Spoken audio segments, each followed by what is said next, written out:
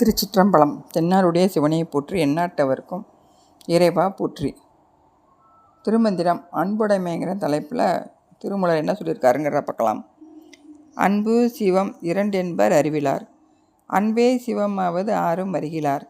அன்பே சிவமாவது ஆறும் அறிந்தபின், அன்பே சிவமாய் அமர்ந்து இருந்தாரே. அன்பு அப்படின்னு சொல்லக்கூடிய அந்த உணர்வும், சிவம் சொல்லக்கூடிய அந்த இறைவனும் ரெண்டு வேறு அப்படின்னு நினைக்காதீங்க. உண்மையான ஞானம் இல்லாத அந்த அறிவில்லாதவங்க தான் அப்படி சொல்லுவாங்க. ஏதோ தெரிஞ்சுக்கிறாமல் இருக்காங்க. அசையும் பொருள் அசையா பொருள், ஓர் அறிவு முதல் 6 அறிவு வரை இருக்கக்கூடிய எல்லா உயிர்கள் மீதும் செலுத்தக்கூடிய அந்த எந்த எதிர்பார்ப்பும் இல்லாத தூய்மையான அன்பு தான் சிவம் அப்படிங்கிறத அறியாமல் இருக்காங்க. இறைவனது திருவருளால் இதை உணர்ந்தவங்க அந்த தூய்மையான அன்பு தான் சிவம்னு அப்படி தெரிஞ்சுக்கிட்டவங்க அப்படி சிவமாகவே அவரது உள்ளத்தில் இறைவன் அமர்ந்திருப்பார். அவங்களே சிவ வடிவமாக மாறிடுவாங்க அப்படிங்கிறத சொல்கிறாங்க.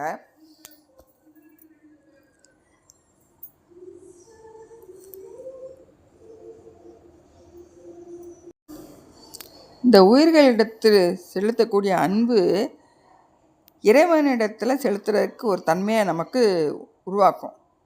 அந்த இறைவனிடத்தில் செய்யக்கூடிய அந்த அன்பு ஆனது அவனோடதே அழுந்தி அந்த பேரானந்தத்தை அனுபவிக்கிறதுக்கான வழியை வகுக்கும் அப்படின்னு சொல்லி 2 வகையான அன்பும் இறைவனுக்கு செலுத்துறது பற்றி, அந்த அன்பை உயிர்கள் மீது செலுத்த இறைவன் மீது நமக்கு நம்ம எறியாமல் அன்பு பெருகும். அந்த அன்பு உண்மையான அன்பாக இருந்துச்சுன்னா அன்பு பேரானந்தமாக விளையும். அப்படி எதிர்பார்ப்பில்லாத அன்பு அப்படிங்கிறாங்க. மணிவாசகர் சொல்லுவார், அன்பினில் விளைந்த ஆரமுதே அப்படின்னு சொல்லுவார். அந்த அன்பு செலுத்த அந்த அமுதம் போல் பெருகும் நமக்கு. இன்பமே என்னுடைய அன்பு, இன்பத்துக்கும் அன்புக்கும் வித்தியாசம் இல்லாமல் ரெண்டும் ஒன்று தான் அப்படின்னு சொல்லி அன்பு பெருக நமக்கு இன்பம் கிடைக்கும் அப்படிங்கிறாரு. இதய திரு அருட்பயனில் இன்பில் இனிதென்றல் இன்றுண்டாம் அன்பு நிலையே அது. அன்பு நிலையில் இருக்கும் பொழுது இன்பம் பெருகி விளையும் அப்படிங்கிறத நம்ம திருவருட்பயனையும் சொல்லியிருக்காங்க. திருச்சிற்றம்பலம். அடுத்த பாடல். பொன்னை கடந்திலங்கும் புலித்தொழினன் மின்னி கிடந்து மிளிரும் இளம்பிறை துன்னி கிடந்த சுடுபொடி ஆடிக்கு பின்னி கிடந்தது என் பேரன்பு தானே. அவர் சிவபெருமான் இடையில கட்டியிருக்கிற அந்த புலித்தோல் பொன்னை விட ஜொலிக்கக்கூடியதாக இருக்கான்.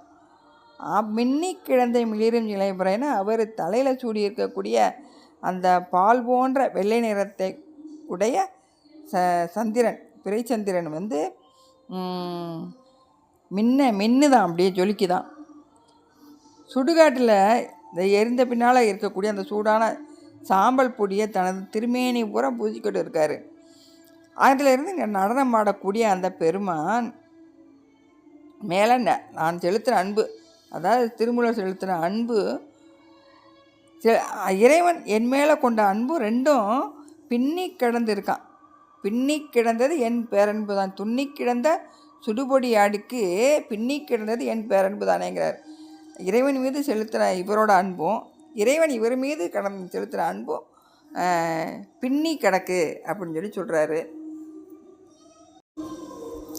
இறைவன் தோல் ஆடையை கட்டியிருக்கிறது, அது அவருடைய பற்றற்ற தன்மையையும், பிறை சூடியது அவருடைய கருணை அருளையும், பொடியாடுதல் என்பது அவருடைய முதன்மை தன்மையையும் சொல்லக்கூடியதாக இருக்குது.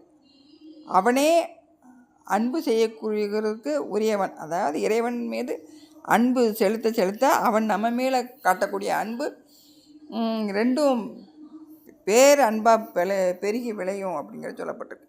திருச்சிற்றம்பலம்.